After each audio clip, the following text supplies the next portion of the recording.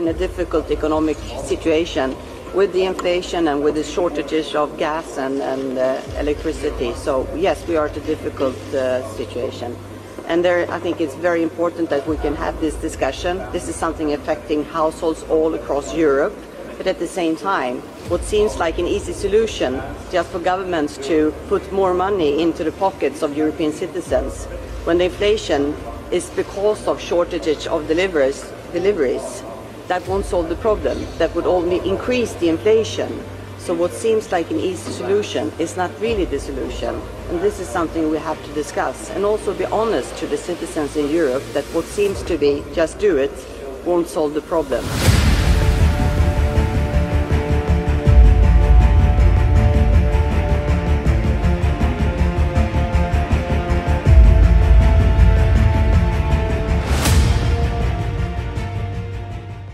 Eropa terperangkap jebakan gas Rusia, industri mati, PHK menanti. Para pemimpin Uni Eropa pada Jumat waktu setempat dijadwalkan mendiskusikan langkah untuk menangani lonjakan harga energi dan ancaman penghentian total pasokan gas dari Rusia. Mereka menuduh Moskow telah menjadikan energi sebagai senjata melalui penyempitan pasokan yang diwanti-wanti Jerman dapat menghentikan industrinya sebagai pada musim dingin ini. Suatu hari usai perayaan terkait keputusan UE untuk menjadikan Ukraina sebagai kandidat negara anggota blok itu, konferensi tingkat tinggi pada Jumat di Brussels diperkirakan akan menjadi cerminan yang menyadarkan terkait dampak ekonomi dari invasi Rusia atas Ukraina. Para pemimpin 27 negara anggota Uni Eropa menurut rancangan pernyataan KTT yang dimiliki oleh Reuters akan menyalahkan peperangan yang dimulai 4 bulan lalu. Itu sebagai penyebab lonjakan harga dan perlambatan pertumbuhan global. Menyusul sanksi barat atas invasi Rusia terhadap Ukraina, puluhan negara Eropa sejauh ini telah terpukul oleh pemutusan aliran gas dari Rusia.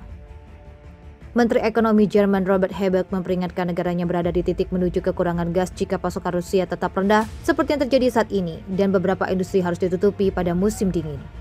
Ditambahkan pula bahwa itu adalah bagian dari strategi Presiden Rusia Vladimir Putin untuk memecah negara tersebut. Uni Eropa mengandalkan Rusia untuk 40% dari kebutuhan gasnya sebelum perang, naik menjadi 55% untuk Jerman. Kondisi itu menyebabkan celah besar yang perlu diisi di pasar global yang sudah ketat.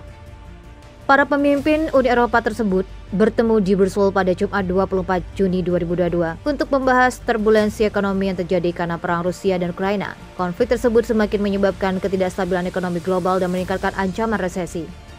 Dengan agenda utama membahas lonjakan inflasi, guncangan pasokan energi, berkurangnya kepercayaan bisnis dan konsumen, serta meningkatnya tekanan anggaran fiskal. Pembahasan itu juga termasuk potensi biaya pinjaman yang lebih tinggi karena banyak sentral Eropa bersiap untuk menaikkan suku bunga.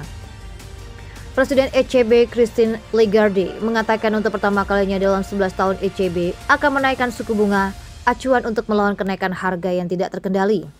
ECB berencana menaikkan suku bunga bulan depan dan lagi pada bulan September. Uni Eropa telah menghabiskan dekade sebelumnya berjuang melawan serangkaian krisis, mulai dari krisis keuangan Yunani, gangguan perdagangan di bawah pengaruh mantan Presiden AS Donald Trump, hingga kepergian Inggris dari blok dan pandemi COVID-19. Inflasi mencapai 8,1% juga memicu gelombang protes global untuk gaji dan bantuan yang lebih tinggi.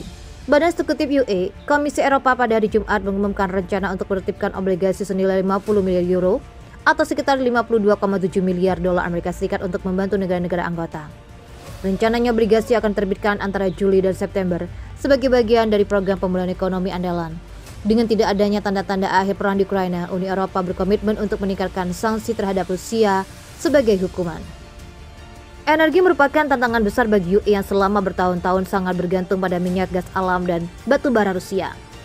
Sebanyak 40% pasokan gas dari Rusia telah membantu menggerakkan mobil, pabrik, sistem pemanas, dan pembangkit listrik.